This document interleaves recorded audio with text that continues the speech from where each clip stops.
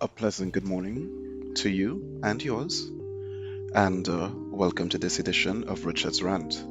As you know, the morning is the best part of the day, and I always wish you that energy with every rant. Before anything has gone wrong, before anything, you have to pull out your contingency plans, and I wish you a good morning. The newspapers today was full, was thick, real thick, and I have real questions, to be frank. But I did start off trying not to fall into the COVID vacuum, but it's a part of it. So here we go. The headlines are disgusting because that is sensationalism on its best. There's a headline that actually says Trinidad ranked with India. Trinidad is not ranked with India. Trinidad is on a list of countries in which the COVID infection rate has spiked. That is all. That is like saying, we on a list of countries that have 2 seasons instead of 4. Doesn't mean that we on track with India. That's a ridiculous headline. And then on top of that, they had another one in the newspaper, the bloodiest 24 hours ever from COVID. It had more people that get killed from bullets. And, this continues to be my issue with the media because you're just sensationalizing and not even giving credence to both sides of the argument. There's no investigative journalism, no real feeling from the person on the street, no real feeling from the business association, except for what Chamber of Business and Commerce said, not the actual business association. No reach out from the average person that may be on grants. And the closest they're getting to it is literally walking the street and hamburging people. Why? I don't know. But yeah, those were among the headlines. And it's just sad that this is what we do with the power that we have. Because the media has a voice, they are an authority, and all they want to do is increase circulation, I guess, at any cost, and in so doing, get advertising revenue. But like I said, when I started reading, I did try to focus on anything but COVID. So, let me continue in that vein, which is that some bones were found in a church underneath Princestown that date back to OCO. Not saying this is the best story or the least we shouldn't lead with it, but a little more information could have been given on that as to what they're going to do with it, if it's going to go into one of the museums that dilapidated, or I didn't even know we had paleontologists here, but that's what the pictures showed. And they were interviewing persons about SEA, asking if they would want to send their children to school, well, to sit the exam and risk them getting COVID. Now, children are more able to die in a swimming pool than to die from COVID. That's one.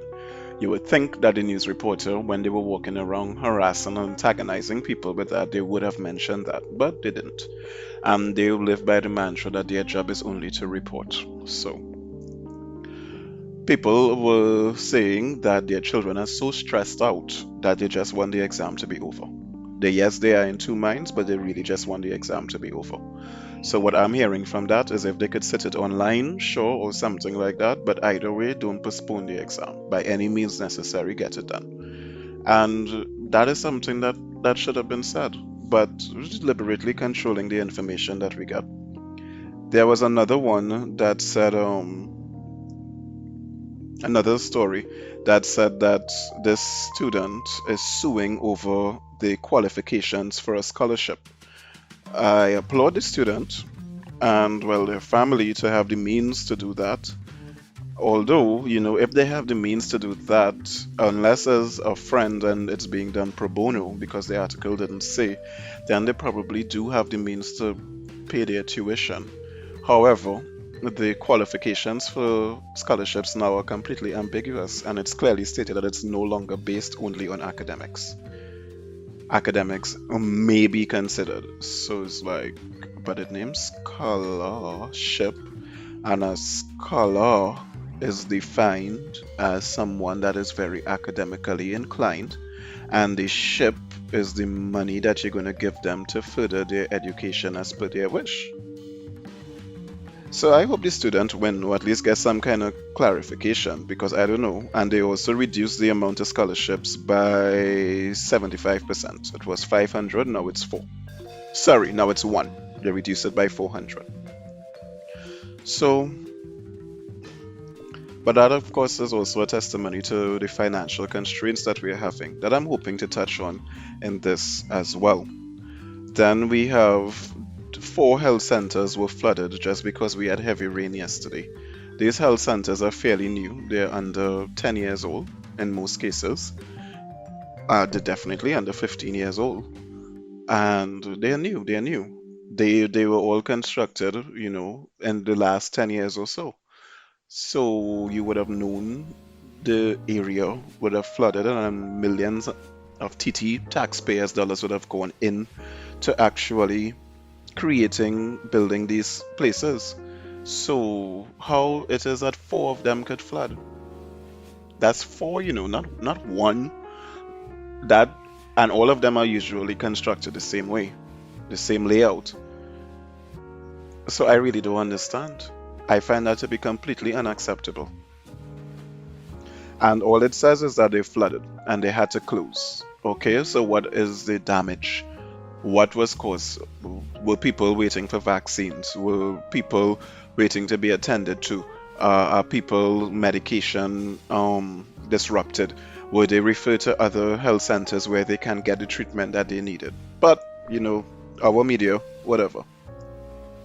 Now, touching on the money, as I said before, the gross public debt is 135 billion. I would openly admit I am not sure what is the gross public debt, but I know what public means, I know what gross means, I know what debt means, I know what 135 billion means. However, and so do you. However, these are figures and we're not entirely sure what it means, what are the ramifications, etc. If this is in the realm of normal or not, we actually depend on them, meaning our leaders, that to tell us these things. And well, I like to focus on what the business sector is doing a lot, because I think that a lot of people should be focusing on that so that we could learn, so that we could elevate ourselves, come out of poverty, and understand just a little bit better what is going on.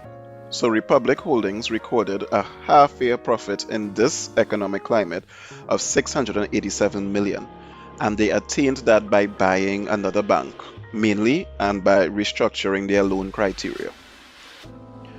So may we all reach a point of financial fortitude where we can secure ourselves by simply absorbing somebody else's profits and paying them enough that they're comfortable and now we're comfortable too. May we all have options like that.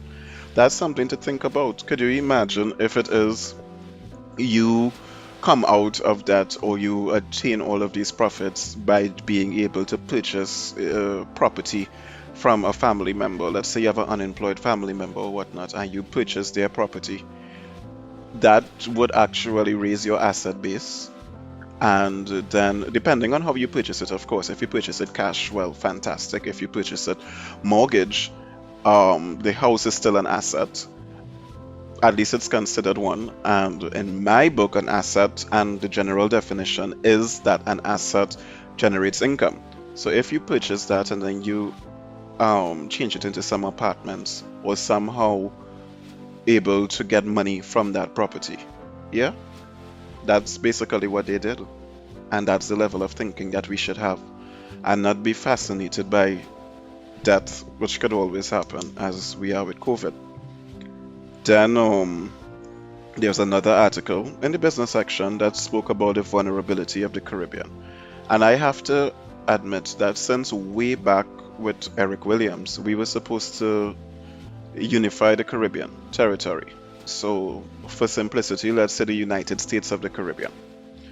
And I don't understand exactly why that wasn't done, except for it maybe being run by men and everybody in some kind of a piston or measuring contest with egos.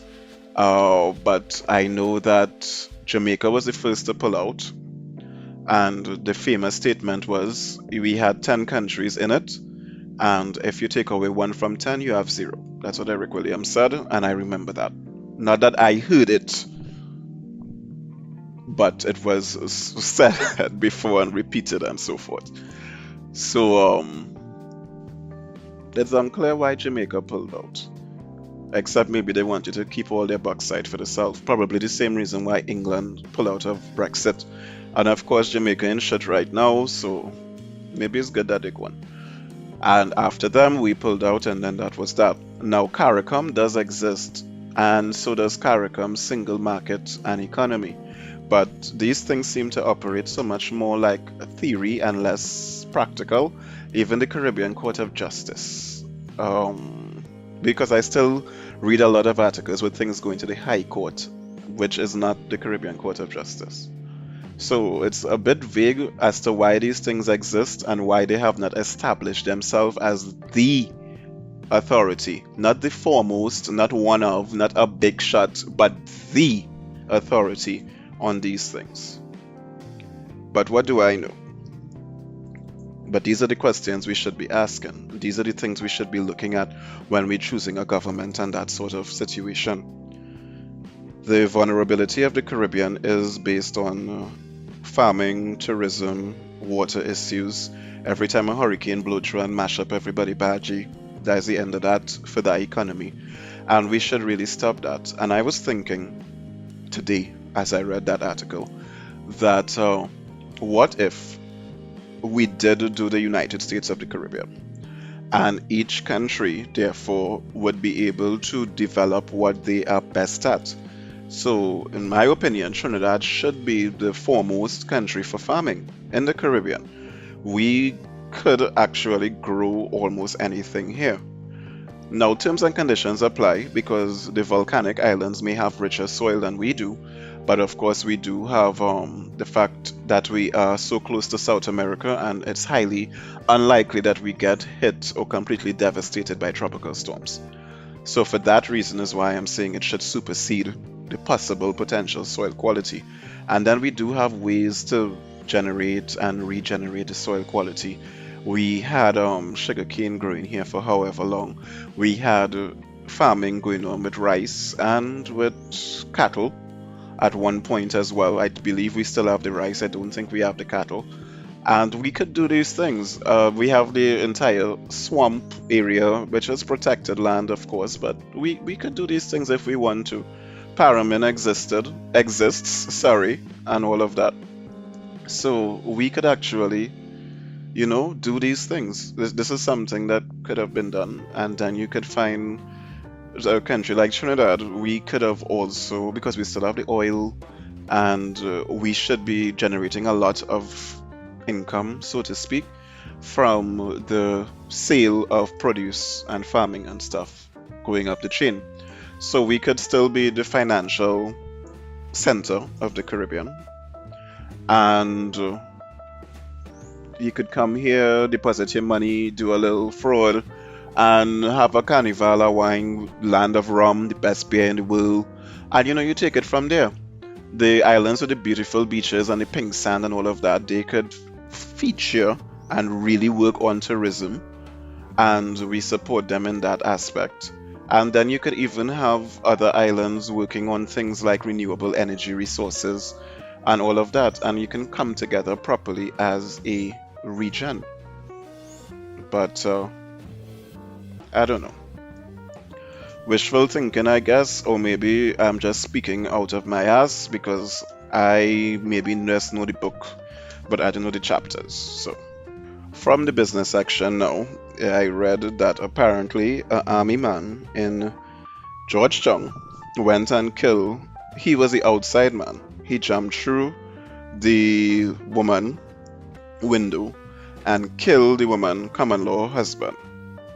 And the common law husband for 11 years.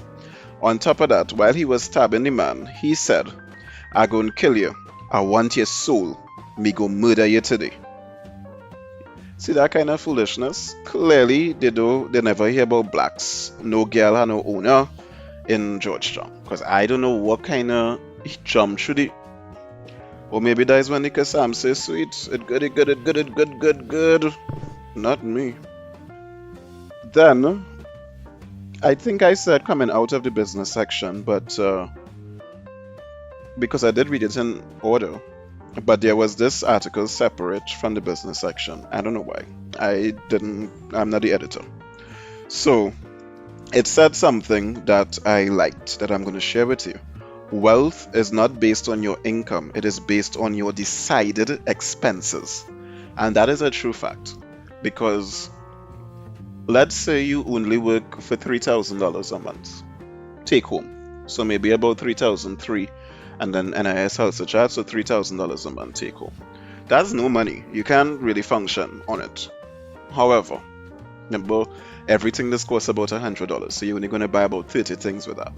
However, if it is you reduce your expenses completely to something like traveling and food and maybe let's say personal stuff, and you're an adult, so we're gonna put some recreation in there, right? So traveling, food, that's 5 and 5, personal stuff 5, and recreation we put 5, which is tough, but we'll put 5, so that's 2,000. And then you save 1,000, or you could cut out your recreation altogether and just stay home and Netflix and internet, and you'll get 1,500 savings. Personally, the extra $6,000 a year mightn't really justify the social isolation for me, but if it works for you, it works. Or maybe you could find alternatives, and you save the money. But you don't save the money like how we were traditionally taught. You save the money towards purchasing an asset, towards investing. And in most financial institutions, they will give you a loan after 2 years. So if you sit down for 2 years and save $1,000 a month, that's 24,000 at the end of 2 years. You can actually buy a small asset like a vehicle and put on the road. You could invest in maybe somebody else's business. You could maybe create a side business from that, but that is not something that we are taught properly. It's like, and it's reinforced in our culture as well. Well, you're working now, you're big now, and those kind of things. But if you really reduce your expenses on almost any income, you could really start to do something. But of course, my personal view, I'm going to add this to it, but my personal view is that you don't reduce your expenses, you increase your income. You don't think that I cannot afford. Instead, you think, how will I be able to afford? How can I afford? And you start putting things in place to be able to afford. And in so doing, you expand your asset portfolio and your wealth and your economic fortitude altogether. Then there was another one where we have a business entrepreneur. They had to redevelop their product line. They actually did not say what the original product line was, but they capitalized on so to speak, the pandemic, and they created a line of soaps and sanitizers and cleaning detergents, laundry detergents, and stuff like that, sterilizing products, all of that. And the owner of the company, because it was featured, was saying, when you're starting up, please research what you're getting to do thoroughly. Find a way to research it. Make sure you understand what you're getting into. Have capital. That was a mistake I made. I did not have capital when I started my business. I was straight hand to mouth because I was treating it just like having a job, which is not bad, but it's not good in that regard. So have capital so that you could have the flexibility. People will frustrate you, and the first set of years is really building your client base that would support you. and you really need revenue for that. People are very skeptical. They're going to want demos. They're going to want to see the way how you look does have an impact and all of that as well. So, I mean, if it is you have to put money aside and you don't have a vehicle yet, people in Trinidad are very superficial. You need to get a TTRS and make it sound, oh, I have my driver coming to pick me up, as opposed to you jump out a taxi and trying to get. They don't react to it well, unless you want your base to be other people like that. But they don't always pay well, so it's a balancing act. Six of one, half a dozen of the other. And then there was another business featured. This couple from Trinidad. They are selling Trinidad delicacies in Florida. And one half of the couple was in the police force, and she would have saved her money. And when her wife had to migrate because of green card issues and whatever have you, she resigned and went and met her, and they got married in Florida. And they have a fantastic business that is not only supporting them, but it's serving as some sort of a promotion of Trinidad and Trinidad culture. They're cooking everything. And they also incorporate and fuse some of American dishes into ours. They have like a salmon platter and that sort of thing. Not that we don't eat salmon in Trinidad, but it's not indigenous to here. So I found that to be amazing. And what I also liked is that their sexuality was not the main part of the article at all. As a matter of fact, I almost feel bad for bringing it up here. And I liked that a lot, that it was just mentioned normal. They put one proprietor's name and then they put and her wife, and it was seamless. And I really appreciated that for the LGBTQs and whatnot. It's fantastic to not be defined by one aspect of yourself, especially when it's not that big a deal. Then we have slipped back into business, but I don't think this was part of the business section. Another mention that Trinidad and Tobago GDP declined for the last 6 years consecutively. 6 years.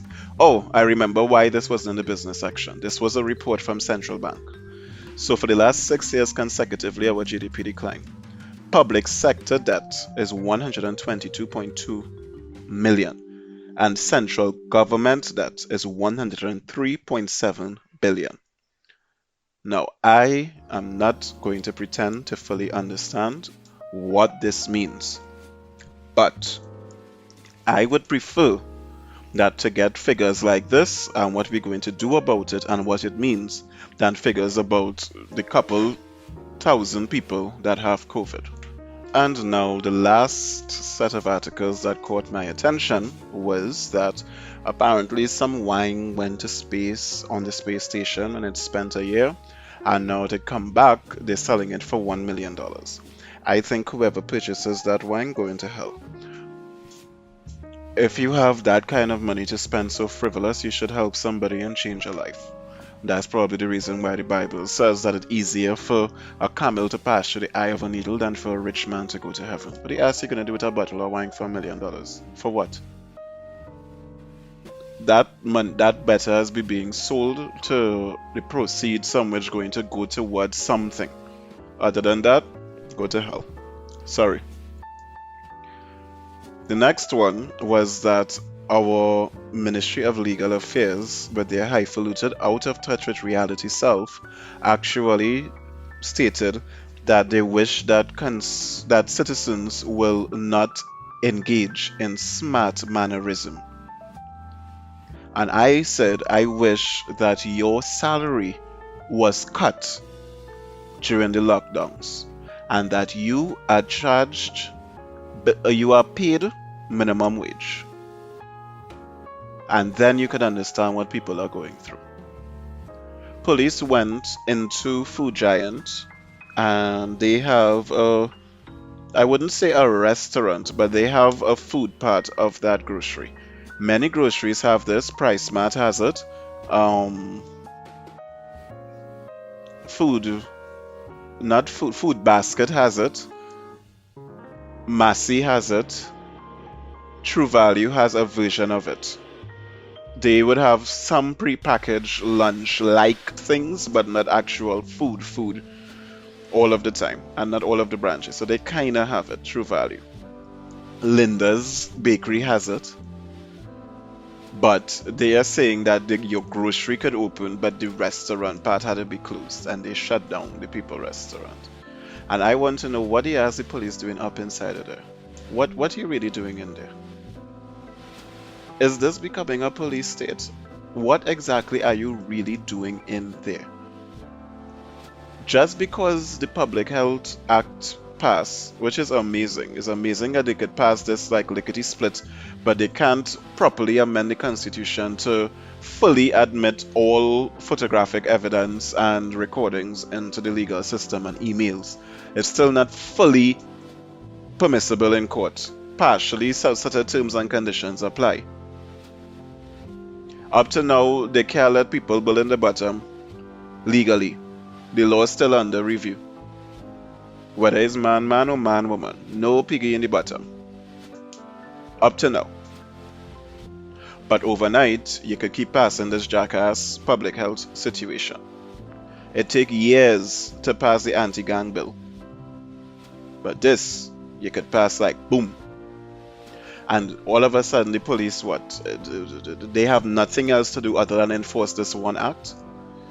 Who does get to just dictate which part of the legal code the police going to enforce and which part they're not? And on top of that, they're being supported in their shit because they're boasting that they had 6,000 house visits in the last year since COVID started. That is why it is all they had no cars when it is people were shooting each other.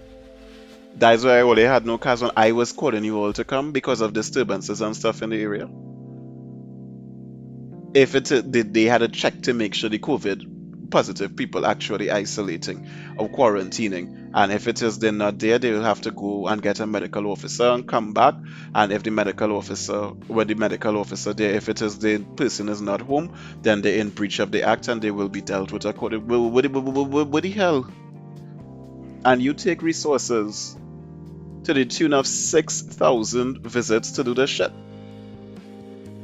In that space of time, how much crime you solved? Every time it had a lockdown, the crime went down drastically. So that should have freed all your ass up to actually solve something that all they didn't have, or they didn't solve for years.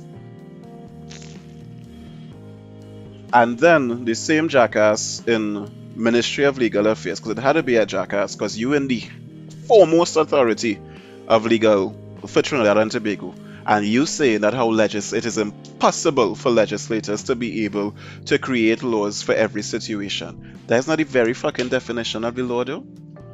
That is not why it's supposed to take some time to pass for you to consider all situations and all stakeholders and how it would affect them. Look at how long it took us to pass the law to stop child marriages because it was a part of Hinduism. And I'm not even fully sure if that one fully passed as yet or if it still have terms and conditions. Because the last thing that I remember was that as long as the children, because it's minors we're talking about, 2 years apart in age, is perfectly fine. So 14 and 16 is okay. But 18 and 14 is not.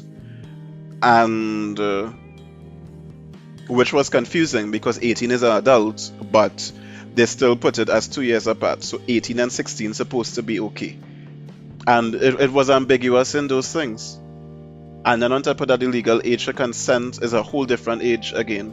So I'm not even entirely sure if that act was completely passed or if it's still a work in progress.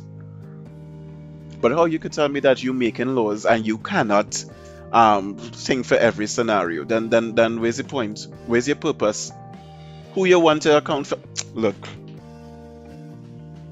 Anyway, one person says something sensible. The Minister of Education, Dr. Nayan, she sexy self, she said that booksellers were coming out to her and asking them to be branded as essential because Children would need not just school books, but past papers, stationery supplies, that kind of thing. She said no. But if it is students need something in particular that is only available to the bookstores, they could reach out to the principal could reach out to the ministry, and the ministry will make provisions. Of course, it's like things as always go wrong in between, but that is not an unreasonable stance at all. Especially since the ministry could then procure whatever is needed from the same booksellers, they would still get money, and you would have them closer, you wouldn't have the mingling and all. She make perfect sense. That was the only person in the papers, government related, besides Auntie Cam Cam, that made sense. She did what she does always do, with her heart bleeding, the people and them that on the breadline, the income, and she spoke about all those points beautifully.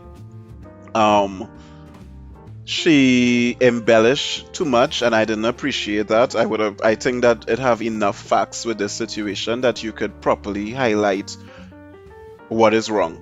And the only thing that I would have liked to see from her would have been a solution instead of this wrong, this wrong, this wrong, this wrong, this wrong, this wrong, this wrong, this wrong, and you could have done this, that, and the other. But she is correct. The current government does not have an actual plan towards recovery or even long term in this case. So she wasn't wrong. Then I saw this one where a worker was awarded $1.4 million for an accident that he endured some years ago, 3 years ago. And the story goes that there's a construction situation, and he was ordered to move a piece of equipment with someone else. And he told the foreman that that is dangerous because of these highlighted reasons. The foreman said, do it or walk. And he did it. And I am wondering how many of us are in situations like that. Do it or walk. And if it's right for us to choose to do it or if we should walk. Because what happened is that he can no longer be a construction worker. He can't even sweep his house or mop. His words. And he had to wait 3 years. So that was 3 years of suffering. I don't think if he had walked, he would have suffered for 3 years, and he would have still possibly have the use of his arm, or it would not have been destroyed in that way. His elbow was broken, was like, limp like spaghetti at the end of his shoulder. Just from the elbow go down. Surgeries, all kind of thing, and let me just say, my boy doesn't know when it going and rain better than Segundo. So from that story, I think that you ought to have some faith in yourself, that you will eat.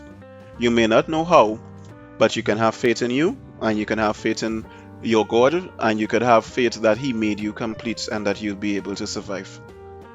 And don't compromise yourself, because He knew fully well it was dangerous. He knew it was dangerous.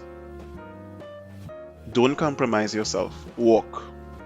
That's my two. I don't care if your children and all that, they wouldn't die. The reality is they really wouldn't die. Even if you had to carry them in front of the neighbor and say, I have no food, you wouldn't die. None of them will die. Your pride maybe, but not actual human life. And the sun will come back out. Walk. Not only for sexual things.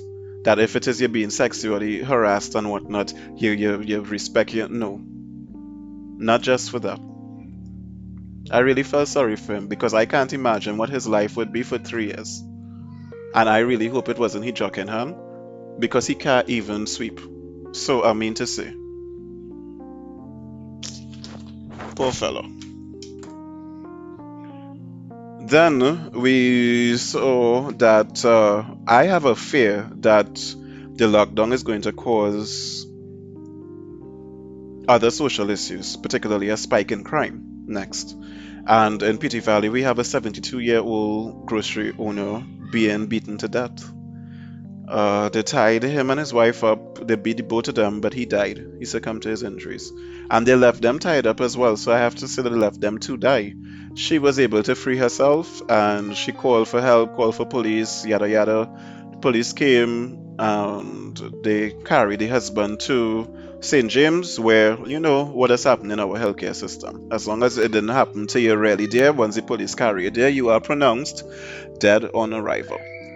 And speaking of police, Gary Griffith actually had what I think is unconscionable statement in saying that the legal system is being too lenient on the illegal immigrants. These people are fleeing their country where it's not that they can't feed themselves in the sense of their economic earning. It have no food. It have no shit paper. What the hell you want them to do? Because the magistrate letting them out with a warning and a bond and to keep the peace and whatever have you. What does he want to do? Lock them up? Do have enough people in jail playing the ass already? Where your humanity, Gary? You're upsetting me these days, you know. You started upsetting me from since the time it is I hear you went Ireland with your woman to see your child. I was upset since then, and you ain't get back your stripes as yet. So, this is how I had thought that all of the rants would have been. This is what happens when you have a healthy amount of content to work with of course the 30 minutes and all of that. The only thing is that I didn't get to dramatize and express myself as much. But we see how it goes because I am so not accustomed to getting so much content to work with. So we'll see how it goes long term. But I do hope that you enjoyed it. I personally feel as though I could have maybe stretched it out, dramatize a little more. But to be honest, it was not difficult to not dramatize because I'm not really feeling enthused. I'm feeling scared. The rants are, stuff that happening, but this stuff getting extremely, extremely, extremely serious. And it's scary. The collapse economies are not unheard of. You have Jamaica in mess, Venezuela in mess, Haiti in mess. I don't know how to function in a situation like that. I don't know what will become of us. Just do the best that you can do. And thank you for tuning in to this edition of Richard's Rant.